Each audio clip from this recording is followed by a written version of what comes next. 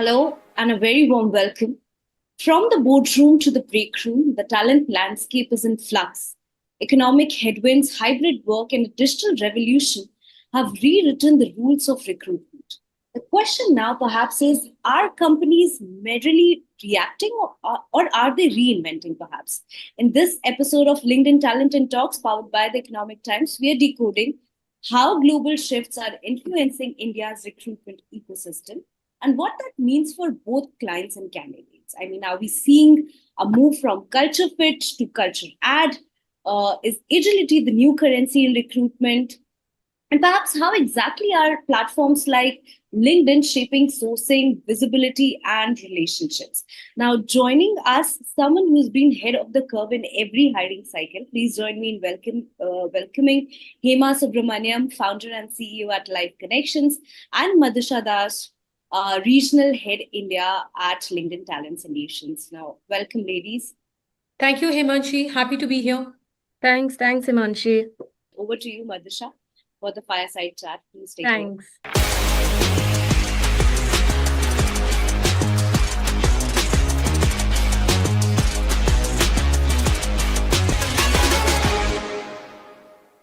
Thanks, Himanshi, and thanks, Hema, again for joining this conversation.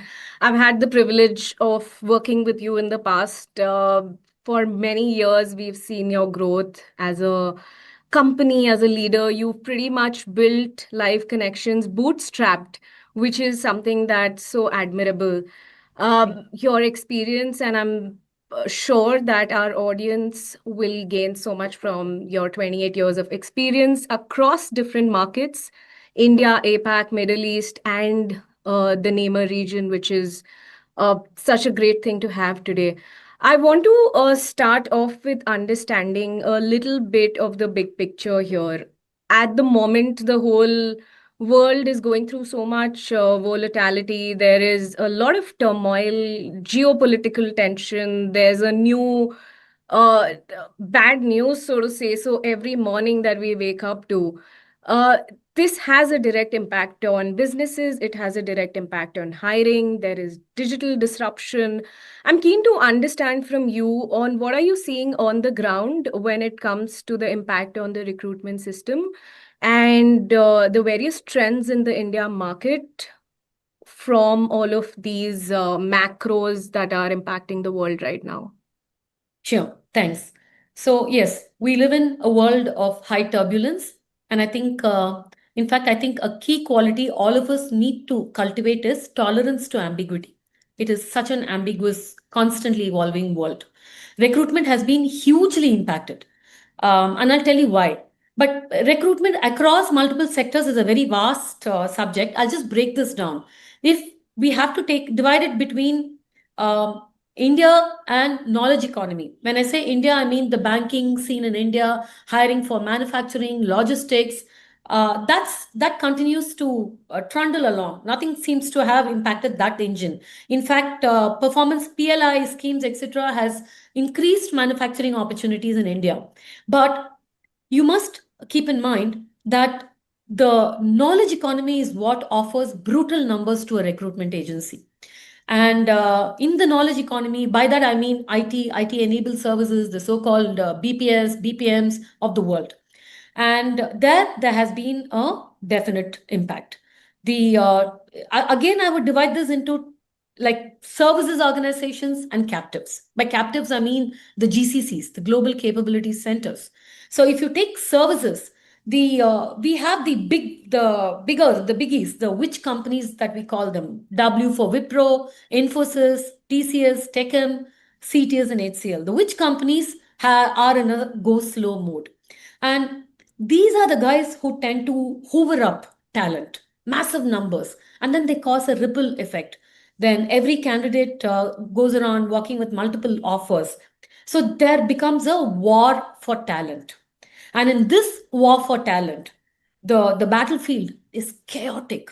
There's so much of chaos out there with candidates saying no to offers and then getting retained, and then saying companies saying I need someone on short notice period, I need someone as of yesterday, someone who's plug and play as of yesterday, you can hit the ground running. These kind of jargon is what we hear all the time.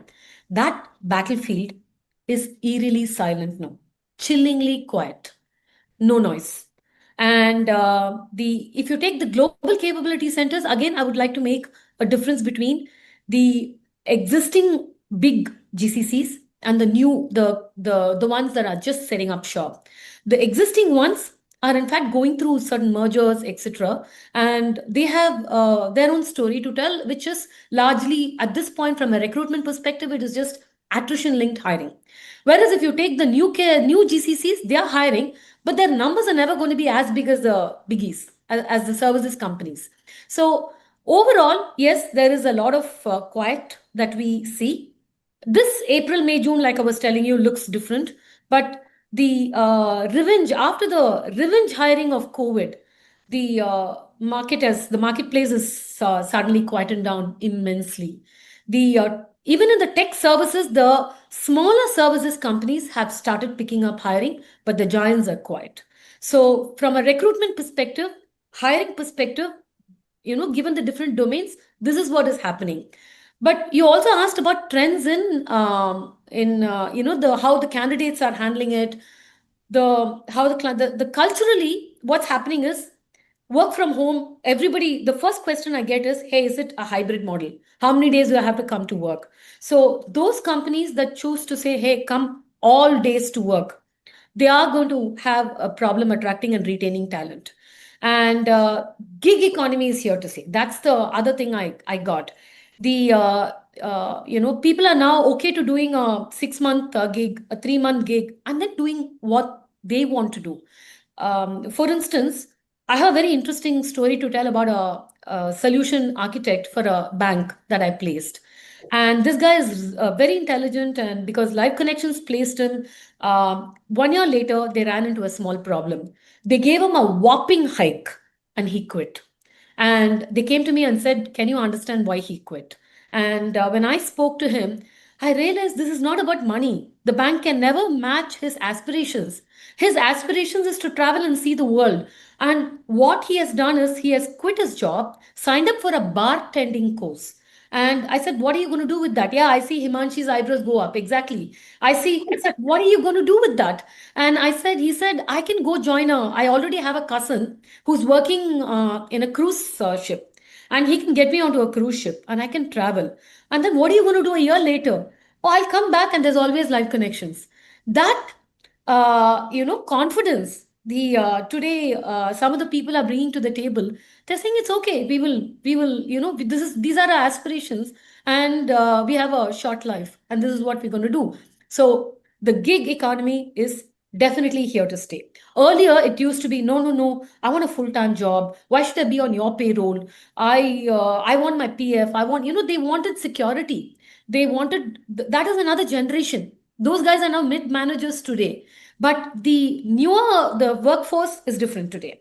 And I also believe that really the young ones that are coming into the market, they they're totally different. Here earlier, I remember the fresh workforce. They would be, there would be so much of fire in them. Most of them, they'll want to perform well. They want to showcase their performance. They'll want to go the extra mile for their manager. And these kids, no, they want to do only so much and no more. And if you push them, then there is this quiet quitting that happens. So it's a different kind of workforce. We keep saying India's average age is, I think 29 today, and Yeah. we have a lot of workforce coming into the global market, etc. But our workforce is not the same that it was. It has also changed. I think this covers from recruitment trends to cultural trends, and yeah, skills that are being hired in the market. Okay, I came across this very interesting buzzword. First time I've heard it. It is AI positive. Now it's everything AI positive, all things data, cloud native. These are the skills. These are the skills that are completely disrupting the market space. So the global market, the global economic turbulence, the wars that are suddenly shaping the landscape, all of this has an impact in India and the regional hiring from a personal perspective for me. I hope that makes sense. Wonderful. Yeah, absolutely. I think we covered the whole spectrum here, right? From industries that are doing well thanks to the different government policies. You mentioned manufacturing as one of those sectors, but you've also given us good perspective on the fact that maybe IT hiring is not what it used to be a couple of years back, which is where you see here that eerie silence of sorts. I want to double click a little bit on the GCC hiring that you spoke about, because a couple of months back, we were at a conference and the HR head of a very large GCC in India mentioned that attrition was as low as 3% for GCCs. And Yeah, one of the things that you mentioned was that attrition hiring is what is the kind of hiring you are seeing in the larger GCCs, but of course, for the newer GCCs, it looks different. right.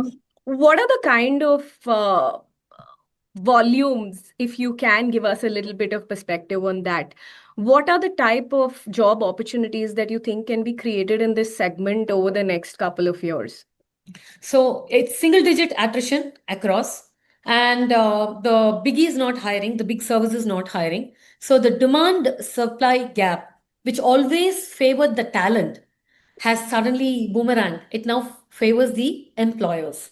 And so none of the numbers look the same it was 2 years back.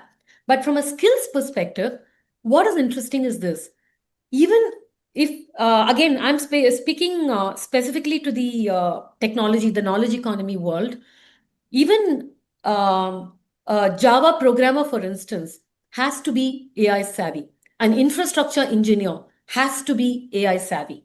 These are all now skills that are going to make them relevant, not good to have.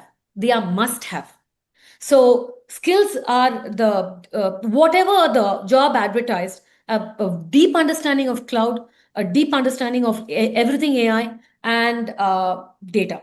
Data and manipulation of data is becoming so important.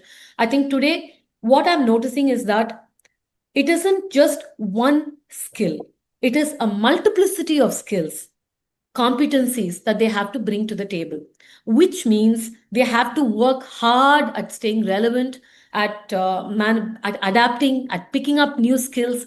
And I think that is going to be a very, very defining trait going forward. You can't just bring one skill, it's got to be a multiplicity of all of this if you want to survive.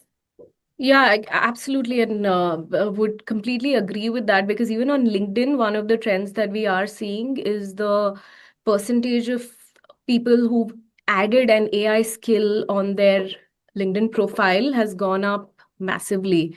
Right. And it's pretty interesting to see that even roles like creative designer, filmmakers, these are the kind of roles that job openings on LinkedIn that have AI as a skill listed on it. Even Yeah. salespeople, like one of the things that we really try to understand is, are people adept at using AI for their everyday work? So really completely with you on that. I want to understand from your perspective. You have seen so many so many industrial changes in the way the workforce works. How have you, as a leader, adapted to these changes? How has live connections remained agile over years?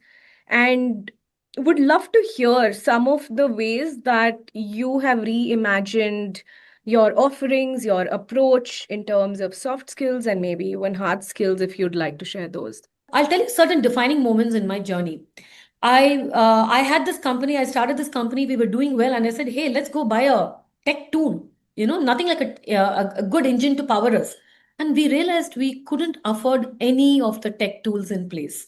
So they were vastly prohibitively expensive for us. So we decided we are in India. Let's build our own tool.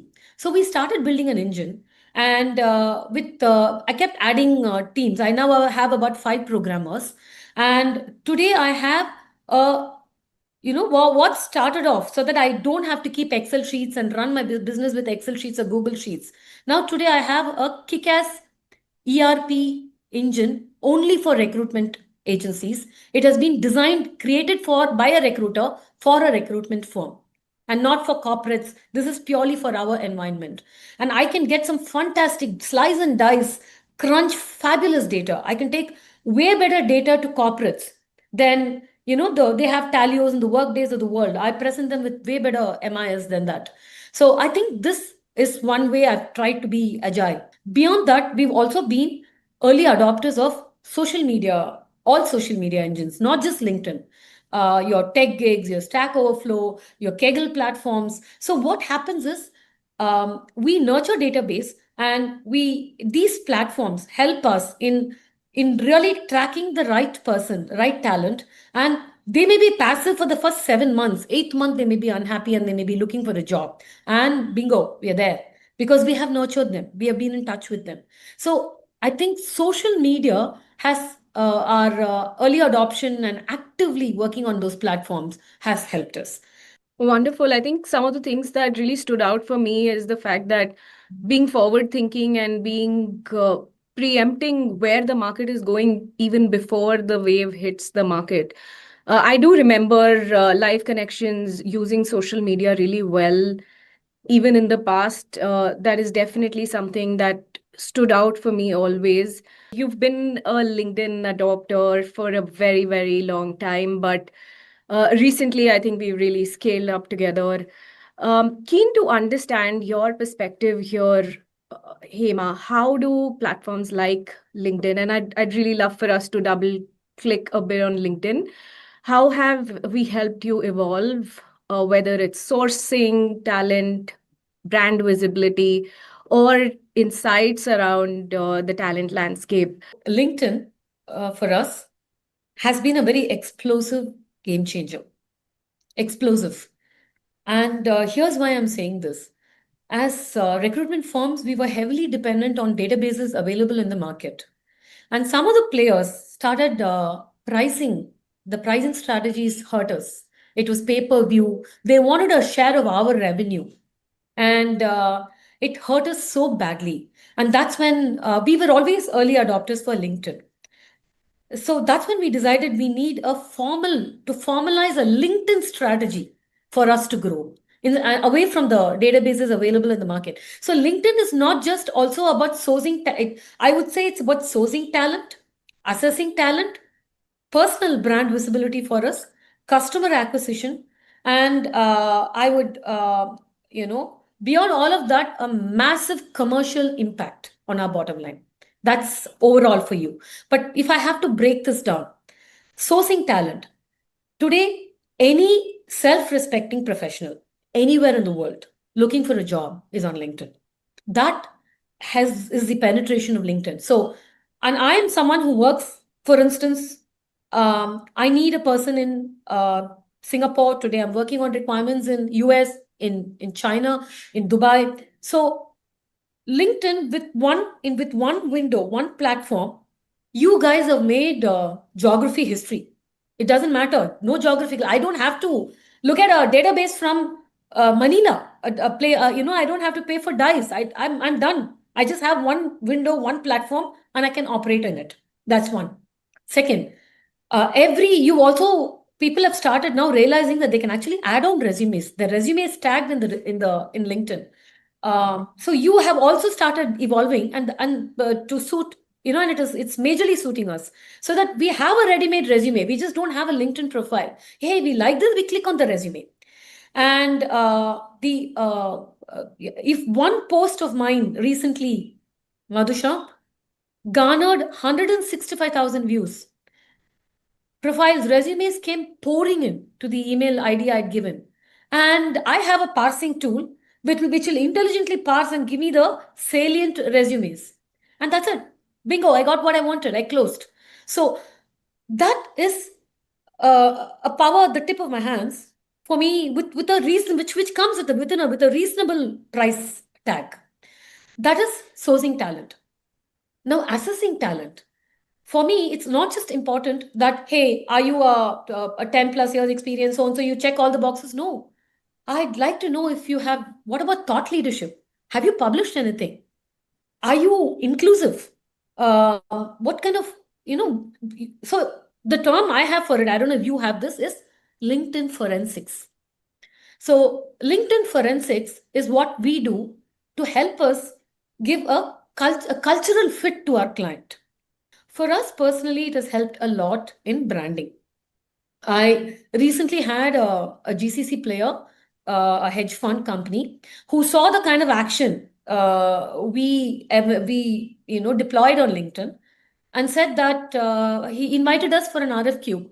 So it elevated my brand profile. He thought it was good enough for us to be called for an RFQ. It now I'm part of a conversation, and it could help actually lead to customer acquisition, and which is big. Sitting in Chennai, I'm able to now look at a hedge fund in America, talk to them, and this is a key enabler has been LinkedIn. Your market landscape, the insights we get from the landscape is imminently possible because of LinkedIn. Other databases help too, but so does LinkedIn.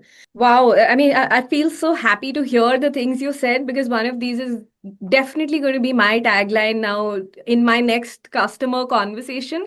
You said LinkedIn has made geography history. Like, that is such a cool tagline to have. I love it. Yeah, Um, thank you.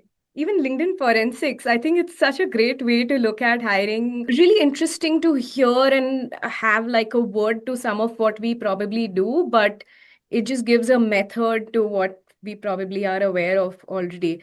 Yeah. I just have one follow-up question, Hema, on your LinkedIn adoption in particular. Some of the things that we hear quite often is recruiters are used to using databases, and they want to just reach out to a candidate and move fast. I think Live Connections has done a tremendous job at bringing adoption to something like LinkedIn, which has been powerful for you, and it's been powerful for us as LinkedIn also to witness your journey and to witness your growth as partners. Would love to hear a little bit about how you were able to do that and achieve such a transformation within your company. Yeah, that was a journey. It wasn't easy. Came with a lot of speed bumps, and you guys helped us a lot with the kind of training that you collaborated with. We had there was a point, and I think we had daily programs, training programs, and the training programs made an impact. Plus, the buy-in from the team leads, the buy-in from it's a top-down buy-in that we had, saying you don't have a choice. This makes so honestly, Madhusha, the first reason I gravitated towards LinkedIn was that it made commercial sense. And second was overcoming, navigating these speed bumps. So now today, your the CV, there are ways in which we can search and with just CV attached, we get ready-made resumes. So it's no longer and active versus passive talent. The filters are there.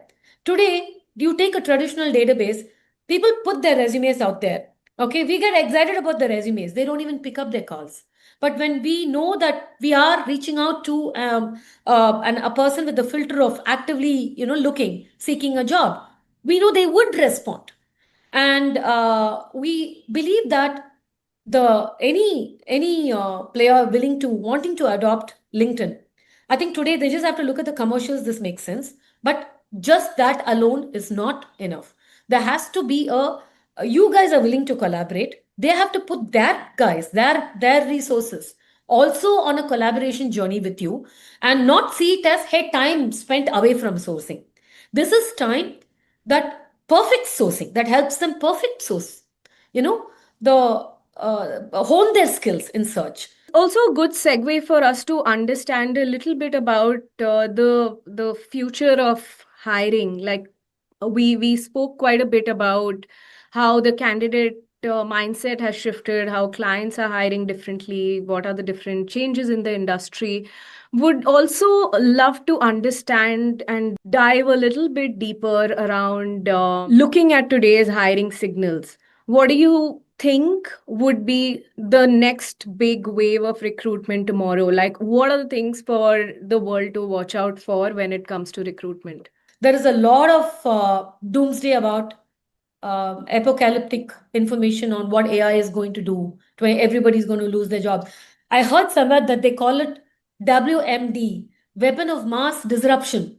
And and I think I heard somewhere, yeah, someone say that that's a genie you can't put back in the bottle. In the current legacy established systems, you still for the next several years need technology people to make AI make the existing system more productive. So you still the hiring party will continue for some time. It's not going to come to a grinding halt immediately. Uh, and after that, what makes sense is, like I said, AI first, data, being understanding cloud. Even if all of that is not part of your job, even if you're an infrastructure engineer, understanding all of that is what is going to add to your, the employability. You need to constantly, the rate of obsolescence is very high in this industry. You can no longer, the massive delivery, the managers, the program managers who were just managing is and who are going away from technology, even though they are in a tech domain. I think those skills are not going to happen anymore. And from a non-tech world, I think prompt engineering is going to be very, very important. I think you need to be very savvy about, see, a young law graduate, um, there are, you have to be first among equals. And what's going to help you be that, first among your peers?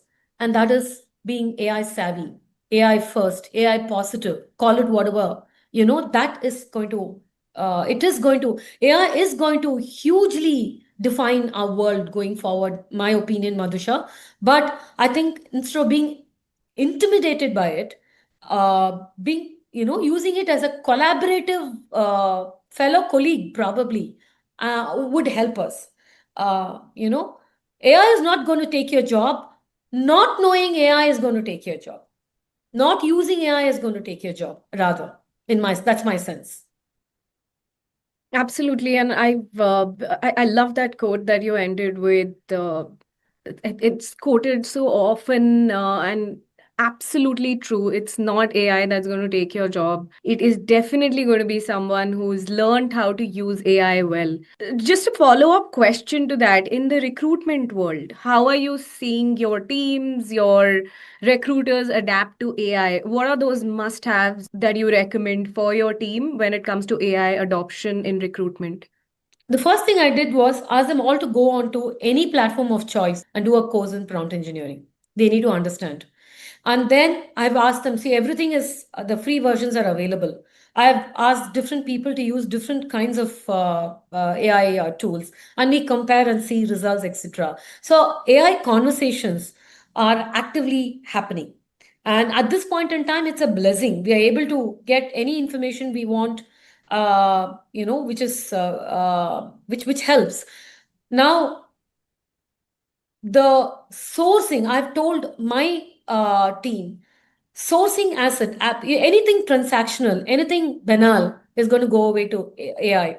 So the junior level lateral hiring that we see, I think, is going to go. So I got my team to understand that they need to now scale up. They need to scale up and say mid-level hiring, executive search, go up the ladder, up the supply chain. And in a few years' time, even if AI take over the some part of our jobs, it will not take it away completely. My last question before we wrap up for the day is, to navigate today's complex hiring landscape, ever evolving kind of skills that you need, constantly changing, what is the approach that you would recommend for other businesses to adopt? So I'm a headhunter, I'm a recruiter. That's all I've been doing for 28 years. So I would just speak to the recruitment fraternity when I say that, look to scaling up. And, I think I'm hoping new opportunities will arise even with AI around. Like, for instance, when we talk to any service provider, we hate we hate the IVR. We'd like to just talk to a customer service professional. So, like that, maybe areas like candidate experience management could come for us. It need not just be sourcing. I'm sure a candidate who's got an offer does not want to just talk to clearly a bot. So and so it leaves. I think there is. I feel that some other opportunities will open up for the recruitment firms, but I think they need to see the writing on the wall. They need to understand that the ground level sourcing jobs, AI is coming and coming fast, and they need to gear up. Right. So agility seems to be the need of the hour, and constantly upskilling, Yes. staying Yeah. agile, Yeah. and Yeah. And they uh, need to, yeah, AI, they need to adopt AI. They need to adopt platforms like, look at tools like platforms like LinkedIn. The traditional way of approaching recruitment is definitely going to make you irrelevant. thank you. Thank you for sharing such wonderful pearls of wisdom with us, Hema. I absolutely loved our conversation. Um, the to wrap it up from my side, just want to call out that it's incredibly inspiring to speak to a leader who's one built things grounds up, especially in an environment where we keep hearing about funding to scale up. It's really great to hear someone who's built their business ground up, and at a time when maybe it was a little harder for a woman in leadership to do that. So thank you for that inspiration for all of us, and all of the candid inputs that you gave around the need for AI adoption and how to go about adopting to the changing landscape in the world. Thank you very much. Thank you so much, ladies, Hema and Madhusha, for not just sharing insights. Actually, I was listening the whole conversation, but also for showing us that behind every talent trend, there's perhaps a strategy and a story as well. And if there's one takeaway from today's conversation, it is that agility isn't a skill anymore; it's a survival trait. And from platforms like LinkedIn, powering precision and hiring, to firms like Life Connections, reinventing recruitment for a digital first world.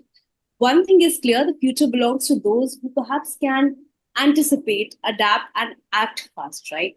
So until Absolutely. next time on LinkedIn Talent and Talks, keep asking bold questions, keep learning, and most importantly, keep building the kind of teams that shape the future. Thank you, everyone, and thank you so Thank much. you. Thank you, Himanshi. Thank you, Thank Madhush. you. Thanks, Emma. Thanks, Imanshi. Bye.